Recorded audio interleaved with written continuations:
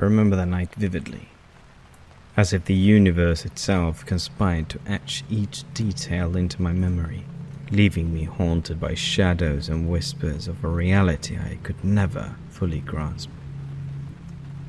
It was a typical Friday evening in our small coastal town, and my friend Jenna had dragged me to one of those house parties I'd usually avoided. "It'll be fun," she said, her eyes sparkling with a promise of unrestrained youth and freedom. I, on the other hand, felt like a moth reluctantly drawn to a flame, knowing well the dangers that lurked within its warm glow. The party was in full swing by the time we arrived. The air was thick with the scent of salt from the nearby sea, mingled with a heady aroma of alcohol and perfume. Music pulsed through the crowd like a living heartbeat, setting a rhythm to which bodies swayed and laughter echoed. I clung to Jenna as we made our way through the throng of people, feeling out of place amidst the sea of unfamiliar faces. As the night wore on, I found myself drifting away from Jenna and her group of friends, lost in a haze of discomfort and disinterest. That's when I saw him.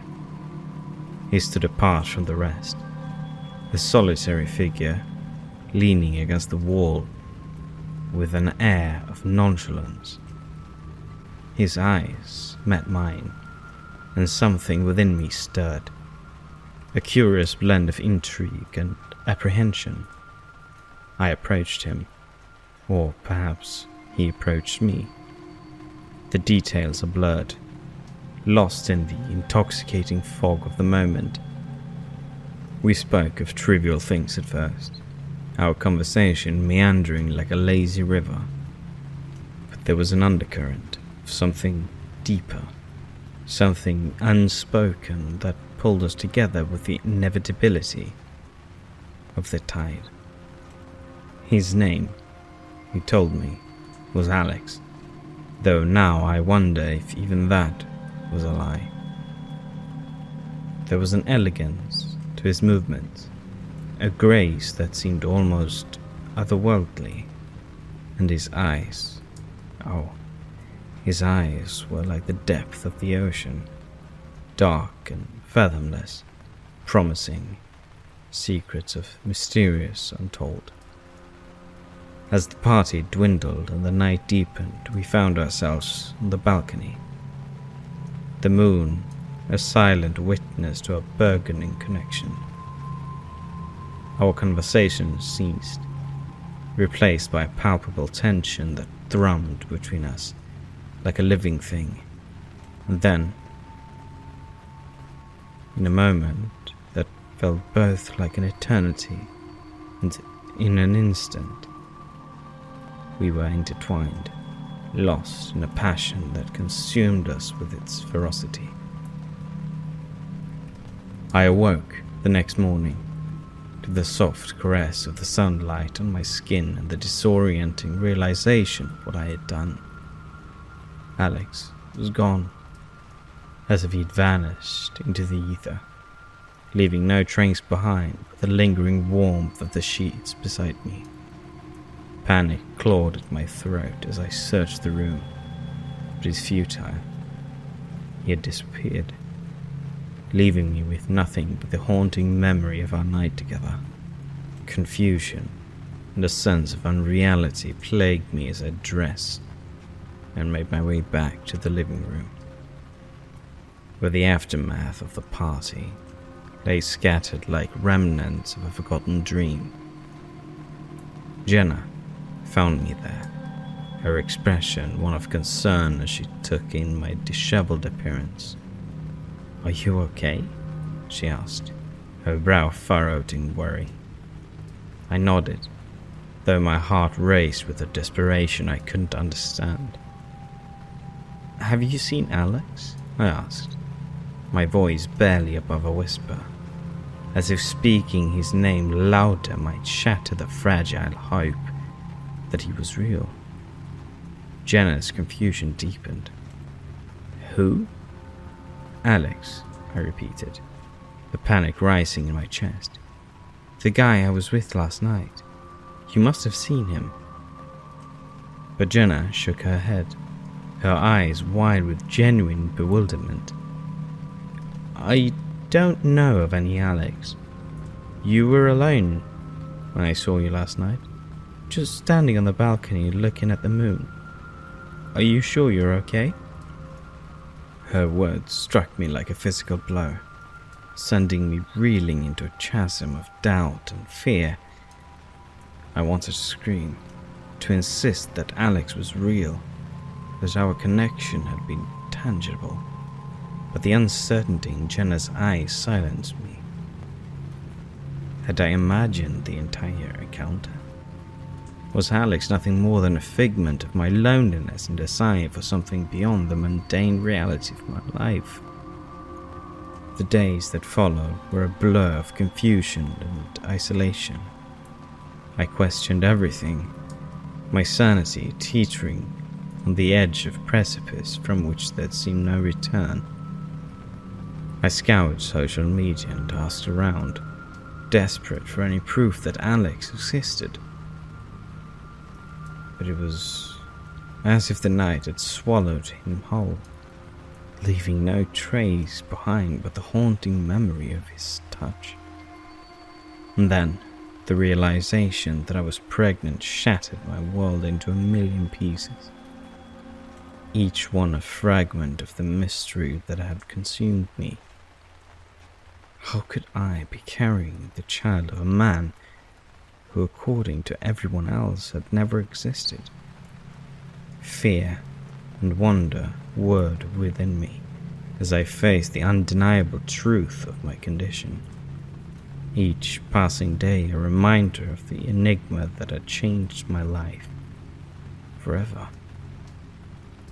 As I stand now, gazing out at the restless sea that seems to call something deep within me, I can't help but feel that Alex, wherever he might be, is still a part of my life, woven into the fabric of my being like a thread of darkness in a tapestry of light. The mystery of that night remains unsolved, a haunting melody that plays on the edges of my consciousness, a reminder of the thin veil that separates our world from the unknown. As I await the birth of my child, I am filled with a sense of foreboding and wonder, for I know that this is only the beginning of a journey that will lead me into the heart of the mystery that is Alex and the child we created. A journey that will unravel the fabric of reality and reveal the truth that lies hidden in the depth of the sea, the depth of my soul. The weeks following the revelation of my pregnancy unfolded like a surreal dream, each day blurring into the next with a monotony that belied the turmoil churning within me.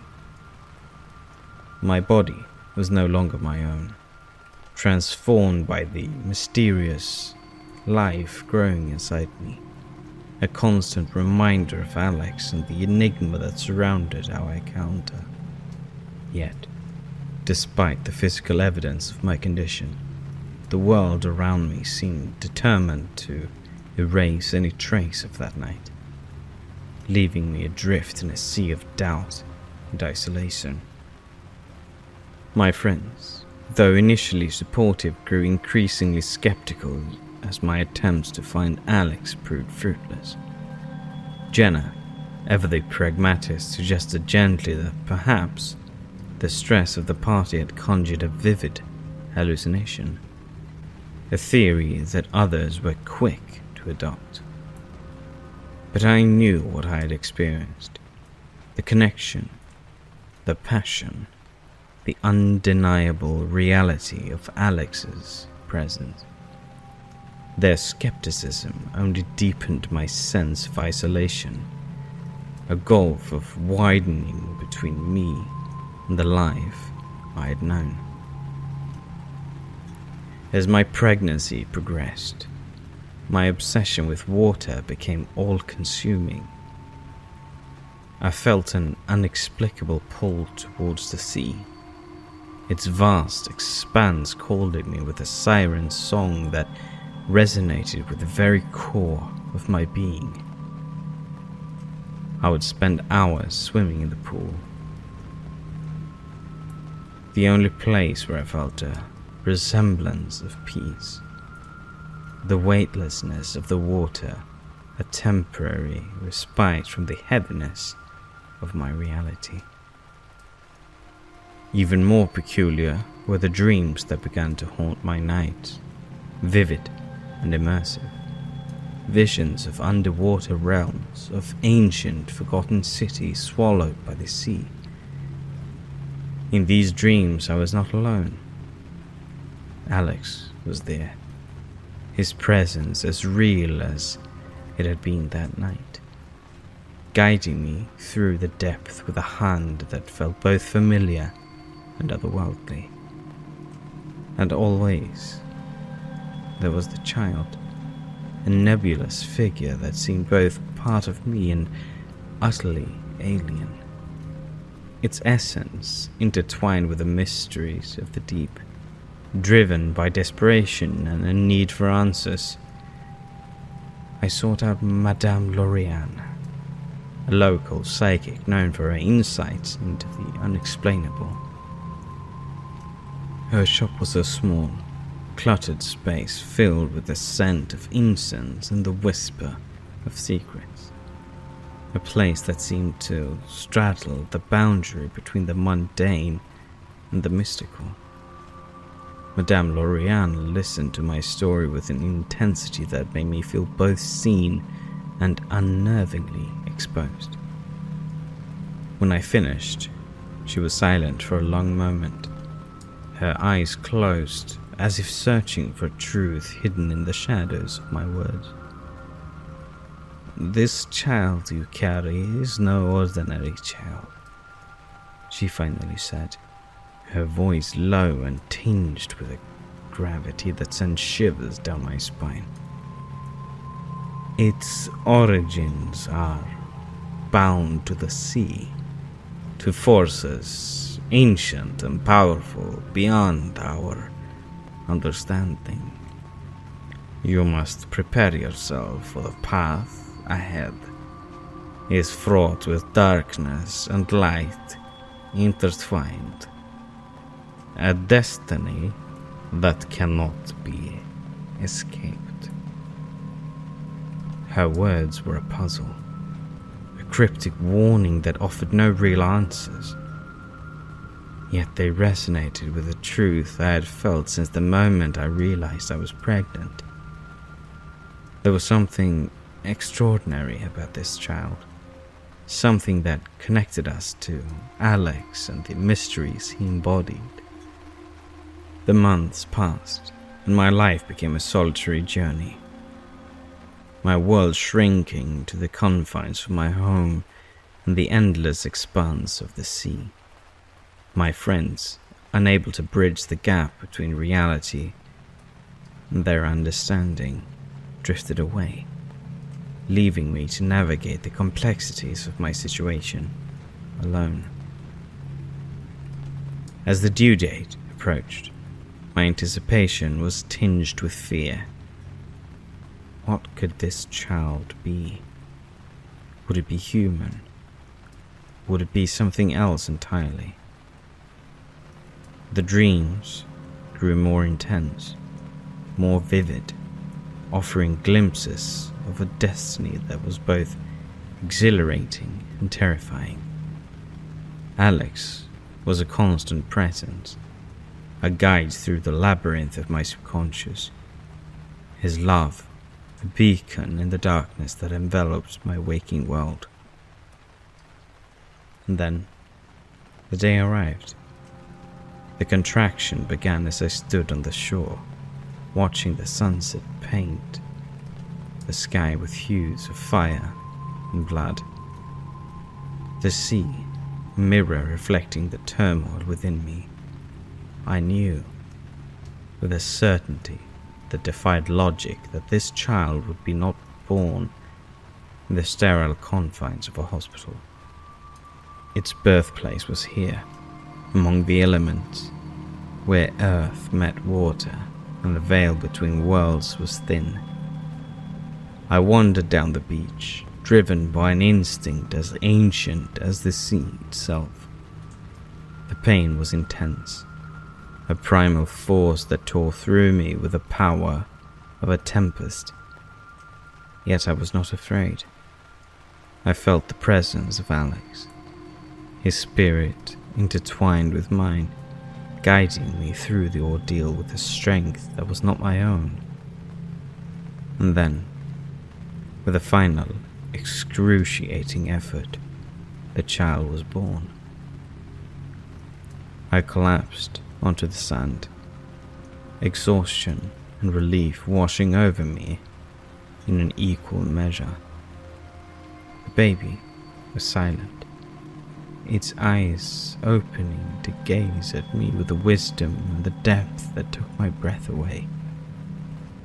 Those eyes, so like Alex's, held the mysteries of the deep, a connection to a world beyond my understanding. But there was no time to ponder the implications of my child's otherworldly gaze. With a suddenness that left me reeling, the baby wriggled from my grasp, crawling with a purposeful determination towards the sea. I watched, frozen in disbelief, as the waves welcomed my child into the embrace, swallowing it whole, leaving no trace behind but the wet imprints on the sand where it had passed. Panic and despair gripped me as I stumbled to my feet, rushing into the water in a futile attempt to reclaim my child from the sea's inexorable pull. But it was too late. The ocean had claimed its own, leaving me empty, alone on the shore. The echoes of my screams lost amidst the roar of the waves. As the reality of what happened had settled in, a profound sense of loss enveloped me, a grief so deep and all-consuming that it threatened to drag me into its abyss. I had given birth to a mystery, a child of the sea and the unknown, and now I was left with nothing but questions that had no answers, a heartache that had no cure. And yet, amidst the pain and confusion, there was a glimmer of understanding, a realization that my child's destiny was not mine to control. It belonged to the sea, to the ancient forces that had brought Alex into my life and woven our fates together in a tapestry of dreams and reality. I was but a vessel, a conduit for a purpose beyond my comprehension, a part of a story that was told as time and as vast as the ocean itself.